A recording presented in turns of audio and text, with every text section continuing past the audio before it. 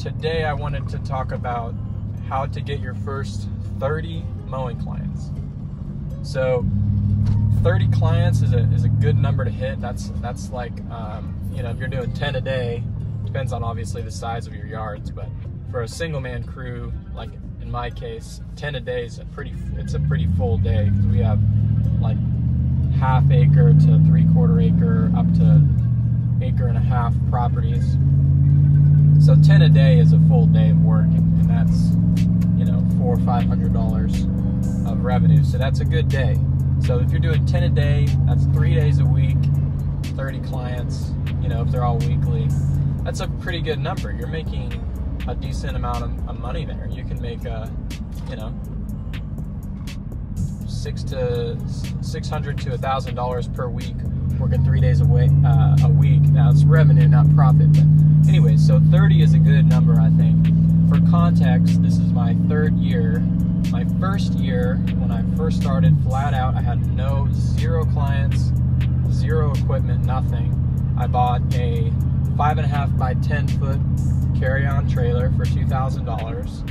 I bought a mower for $3,000, a commercial grade sit-down Z-Master mower, and I found a push mower for backyards on the side of the road, fixed it, and that was that. And a $100 cheapest weed eater they had, and I got a free backpack blower. So that was my setup when I first started. With that setup, by the end of the year, I believe I got up to about 20 yards. And that's a realistic, I think, people are saying like, oh, how do you get 100 clients in 100 days? I think Mike Andes has a video on that. I personally have just never seen those kind of results yet. I think it ramps up as you get to be known.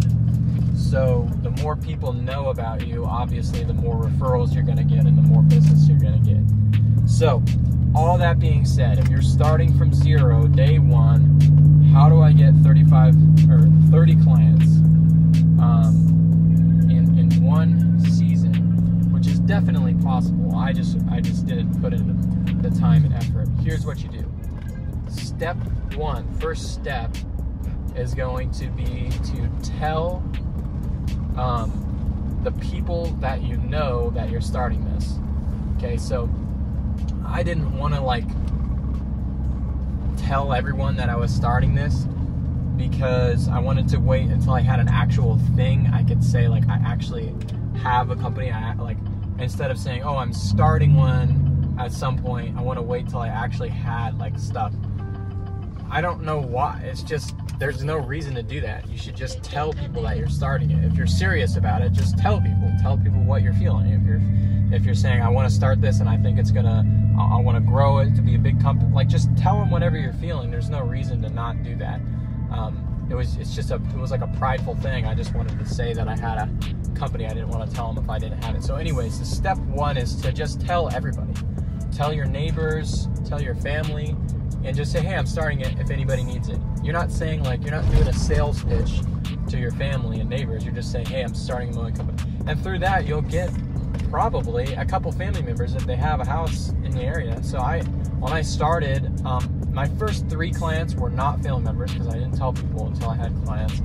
And then I got 2 family members that I still have on the schedule, and it works out well. It's a touch point to be able to see them more often throughout your week, blah, blah, blah. Point is, you need to tell people that you're starting it. That's step one. Tell everyone. Tell them you need to get more clients, spread the word, all that stuff. They'd be more than happy to help you. Here's the other magnificent thing about telling people, is that through that, you can just network and make more connections. So through telling people that I'm starting, I actually was able to get my first mentor, and that's really important, to have someone who's a little bit further or a lot further down the line, someone who is further on their business journey than you, to help you make decisions when you're starting, to give you advice. Because if someone's never started a mowing company, but if someone has business experience but not mowing company experience, that's great. Listen to them. try to take what they say and do it. However, just know that not every business is the same. A lot of people say that. They say, all business is the same. It's really not. And everyone has different, mindsets around business and different things. Once I had someone who actually has a successful mowing company, service-based company, they told me, you need to spend more than $600 on a mower. You need to get a trailer and you need to get a zero turn. That's what they told me. I was planning on just getting ramps for the back of my truck and a push mower, and that was it, and just work like so much doing that. But I'm really glad I didn't do that. I'm really glad I went ahead and took the extra money out of my savings and bought a nice commercial grade mower. Actually, not a super nice one. It was a sit down and a brand new carry-on trailer. So all that being said, when you tell people, a lot happens. The word spreads that you're starting your business. People know, they want to help you. They tell people, they want to help you get clients. They want to network, people like that. And through that, you can also find a mentor. I guess I didn't exactly say, but through that is how I've got my first mentor, from just the word spreading. He was like, oh, I found out, oh, this guy, I didn't even realize he was running a landscaping company. And he was able to meet up with me, talk with me about that stuff. I'll probably do a video all about how to get a mentor, because I've had a few and it's very, very key. All that being said, I talked way longer than I planned. Step one, tell everyone that you're starting. Don't hold back, especially if it's your plan. Just tell everyone that you're starting. That's step one.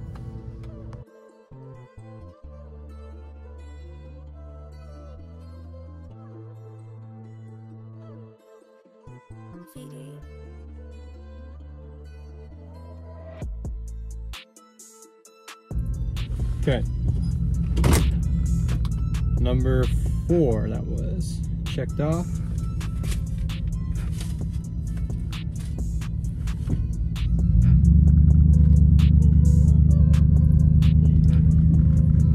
Two more to go, and we'll be done. That was, for reference, $35. The yard goes back pretty far. $35 every week. Took me 13 minutes. So that is pretty dang good. Pretty dang good. Obviously, if you're going to be push mowing, you're not going to make $35. You're not going to be there for 15 minutes. So yeah, after you've told everyone that you're starting the company, the word's going to spread. You may pick up a family member or two.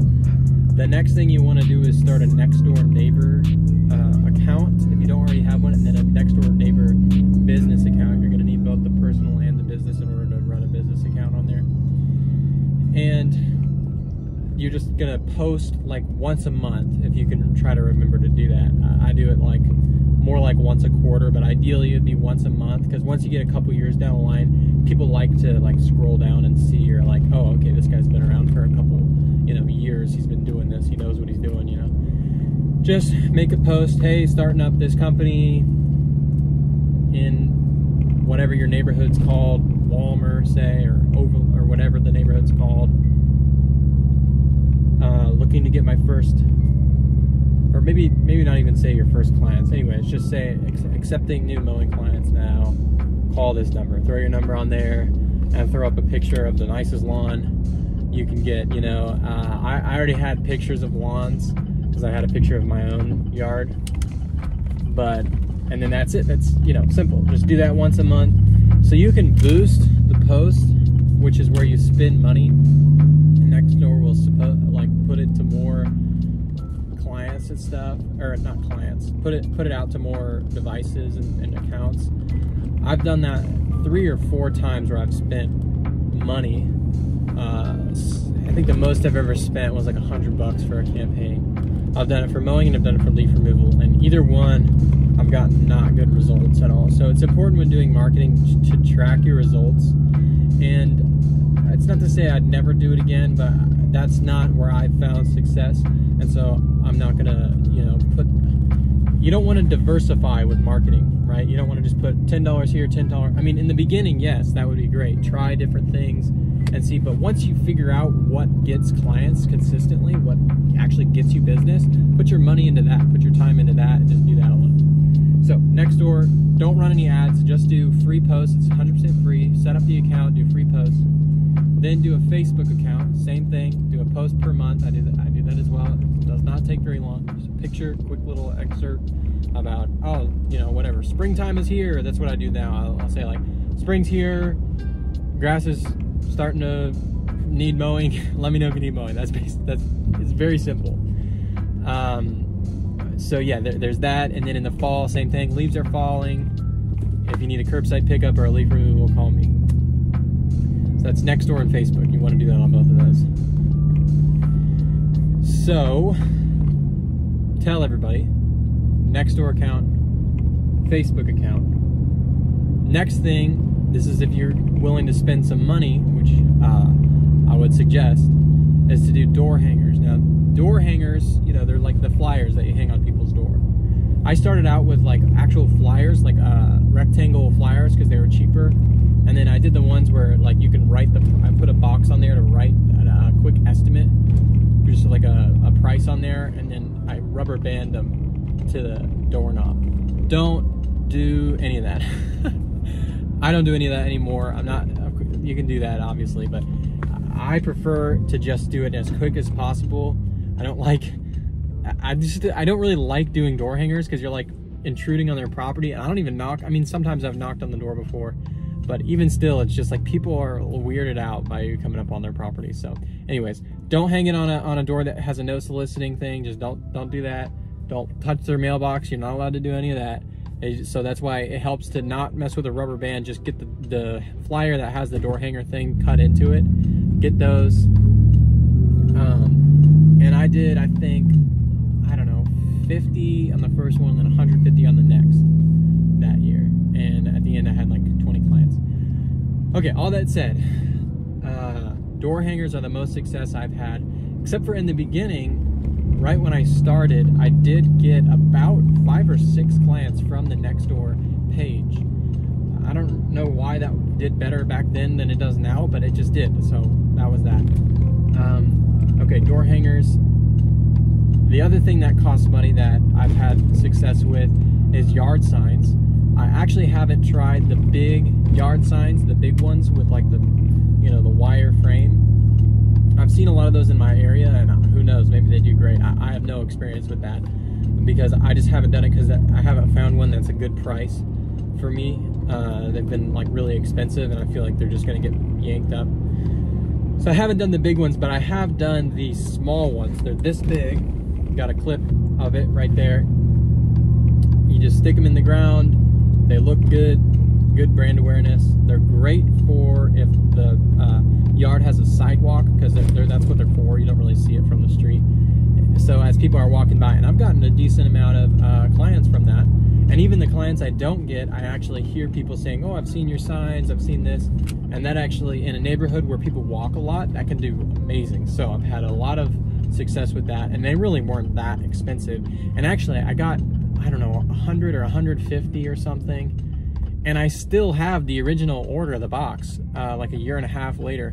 And I was putting them out earlier today, so I still have like maybe half of those left, just because I haven't had 150 yards yet. So yeah, just you put them out, they last a couple months, or if the client pulls it out, that's fine, you know, they just pull it out. Anyways, those little yard signs, great success with. I'll put a link in the description for the company I used. I'm not affiliated with them at all, but they were great. They were cheap. They came in a decent amount of time. So great company. I'll put the link down. Okay, the next thing, this also costs money, but this has also been a lot of the spreading the word that I've got, is vinyl lettering or a magnet on your truck. I started with a magnet, and it wasn't quite big enough, so get a nice big magnet if you get one. For reference, just so you know, like you can get on the highway with those. I'm trying to think, wait, yeah. Actually, I've been on the highway with those. So, I mean, if you're doing a ton of highway driving, take them off, but like I went on the highway with them fine. Anyways, I got 3, 1 for the tailgate and 2 for the doors. That did okay. But what was much better is vinyl lettering.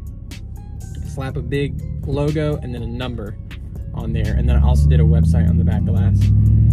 That has gotten a lot. People in the neighborhood of where you live, and also just when you're out driving, they will say, oh yeah, I saw your truck.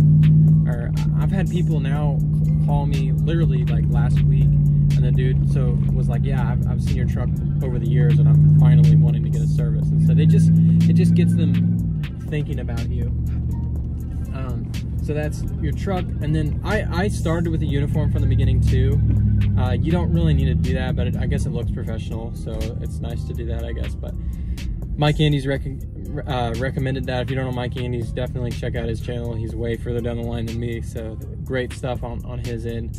But I don't feel like a uniform is essential to this step yet at all. The last thing, so that's number 6, I think, was the truck. The last thing, number 7, is a website. So that's also going to cost a lot of money. It's going to be a lot of time. I didn't do a website until my 2nd year. I coded it myself, but that's because I had help from my dad, who is a software engineer guy. It was still a big learning experience and everything. Good learning experience. Now I have a website. The thing about a website that's really good is that once you actually get a lot of views and stuff, Google will throw you up and make it to where whenever they're searching, it's called SEO, search engine optimization. When people are actually searching for a mowing company or some keywords throughout your website, they'll throw up your pages if you get a lot of views. So that takes time to build, but I'm to the point now where if somebody searches, well, if they search my name, the website will come up, which is great because that's not even the case from the beginning. And then once it gets more and more views, if they even search like mowing, sometimes Google will put your site up there. So I have pretty good SEO, just doing it myself. I didn't hire any company, but if you don't have experience doing that, you're obviously gonna have to either use a service like Square or whatever, one of those ones where you do it yourself and then you pay them a monthly fee, or just have somebody do the whole thing. Either way, it's gonna be a lot more expensive. So those are the 7 things you do consistently to get your first clients. Yeah, a couple other just tips and tricks that are good to note. Another one you can start is Google My Business. You just type in Google My Business and then start it that way. You're going to want to have an email, a phone number, and they'll make you put your address on there. I didn't want my address to be public, so you can hide it, but they will make you put your address on there. So that's something to note. Google, now after I actually have reviews, you want to get reviews for all this stuff. So whether it's Facebook, Nextdoor, or Google, as you work with your clients, your existing clients, you want to ask them, check in on them. If they're your first clients, dude, be amazing. Do the best possible service. Don't be trying to get as efficient as you can. I was doing that a lot. Oh, how fast can I do this, to try to track how efficient I was. Don't do that. Take your time. Just do an amazing job. If you do a phenomenal job and you're just you're doing above and beyond stuff, even pulling a couple weeds here and there, picking up sticks, spending a lot of time on blowing, getting the edges perfect. Do a really good job and then check in on them often. Be hey, is there anything I can do differently? How do you like the service? If they say good things, which they will if you're doing a good job, then send them a link to leave a review, or tell them, hey, I'm trying to get more clients. Is there anybody that you know in the area that would need it? Or feel free to send people my number. That's another great thing. Make sure that they know you're trying to get more clients. And that's it, man. You just do all of those things and you will definitely get more clients over time. You just got to be consistent. Make it a habit of putting out flyers. One thing that I learned from Mike Andes was put out, they call them 5-arounds, door hangers on each account, because having side-by-side houses is amazing for your efficiency. So if you have a house right here, do the 2 neighbors and then the 3 across the street right there of door hangers. Obviously you don't want to be doing that every week, but do it, every once in a while, and you'll get a lot of clients from that, because they trust you. It's all about building trust. You want to see People want to see that you're there consistently, you're doing good service, etc., etc. Last tip I would give, another good thing to have, this isn't essential, but if you can use a CRM from the beginning, you might as well. I use Yardbook even still to this day, and it's great. There's a free version, which is awesome, but I just have been paying money for the, I don't even know what you get with the advanced anymore, but they deserve money. They're great CRM, so I've been using that. But the good thing about doing like Yardbook or something like that is it allows you to set up credit card processing, which is nice, so that they don't have to give you cash. You can actually, like, they don't have to be there or leave cash or whatever. You can do credit card processing, which is nice. You can what was the other thing? Oh, and then like creating quotes and estimates for people, it's way more professional if you use Yardbook, because you can actually send them like a formalized estimate instead of just like texting, oh, 35 bucks. All that's fine. Oh, another tip, last thing, actual last thing.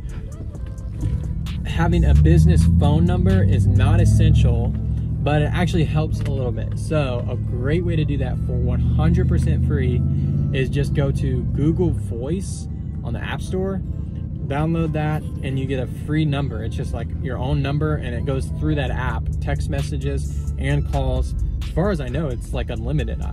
It was completely free. I never paid anything. So that is a wonderful thing. Now I have a better service that's actually like really, really good. It's called Twilio. I did a video about it. It's a little bit of a complicated way to do it, but once you set it up, it's really nice because there's a lot of reasons. Anyways, but having a business phone number helps for a lot of reasons, mainly just to, because you're gonna, like, once you get a few months in, you have your number on all of these different places, Nextdoor, Facebook, maybe a website, Google, on your truck. Like, you're gonna start getting a lot of calls, and it helps to filter those calls too, because you're going to be getting a lot of spam too, like business spam and like really annoying stuff. So it helps to like filter out calls with the Google Voice or with a phone service. And then also it just gives you like options down the line when you start to have like a ton of calls. You actually have some options to, like, whatever, mute it for a certain amount of time, or tons of, it just gives you options. Whereas if your cell phone is in everybody's contacts, then they're just going to constantly be calling your cell. So that's it. Those are the things you need to do. I'm here at my next job. I got to get going. It's really dark for some reason today, but it's only 2 p.m. and it's like really dark, so I don't know why that is. Maybe it's because I'm wearing these. Nah, it's still dark. Anyways, that's how you get your first 30 clients. Hopefully this was helpful. If you have any questions, please, like I said earlier in the video, it's really important to get a mentor, you know, of someone who is further down the line. So I would be happy to, you know, help in the comment section or whatever. Just if you have any questions, I'll answer it. I don't know everything. I have not built some massive company. I've had employees in the past, and I know how that works legally and stuff like that, but I have only had one truck. I'm not like some huge company, so if that's where you're going, you know, I can only give you so much advice to get to the point where I am, and I'm not going to give you advice for stuff that I don't know how to do. But if it's helpful, or you have any questions, like if you're just starting out, throw as many questions down there as you want. I'll be very happy to reply and answer and help you guys out, because I had people who are willing to do that with me, people who are willing to pour out hours of their time to try to help me get ahead, and it really helped me get ahead. And so I want to do the same for anyone. I just want to share everything. There's no secrets. I don't think, like, my competition in my area and not in my area, like, I don't see them as competition. There's so much work to be done. There's so many clients to have. There's so many yards. Like, nobody has a monopoly on lawn care. It's so easy to start that. Anyways, so competition doesn't matter. I don't view it that way at all. I think that if you're starting a company, you should ask people for help. You should do all that stuff. They will help you. Anyways, all that being said, feel free to ask whatever questions you want. Hopefully this video was helpful. I'm still learning. I feel like I'm pretty good at making those YouTube shorts now, but I'm not good at making these long form videos, because I like talk so much. I don't know how to like condense it down to be like actually good stuff. So I'm still learning on that. Bear with me on that. My videos are gonna be like way too long. But I'll put the little markers down there so you can skip around and stuff. But anyways, I'm gonna get back to work. Hopefully that's helpful. I will see y'all later. All right, so just stopped for gas. I'm on my way to job number 3 or 4, something like that. I stopped here to grab gas, go to the bathroom real quick. And this dude's at the urinal, and he's got his phone right here. And then I'm like, wait a minute. And I see on his phone, he's on FaceTime. He's on FaceTime, right? And so, so dude, he's recording as he's taking a pee with probably his girlfriend or whatever on FaceTime. Most awkward thing ever, because there's only 2 urinals. So I just like walk up, and then he's just standing there, just acting like everything's normal and still talking, you know, to his girl. It was weird, man. I have not seen something like that before, so that was pretty funny.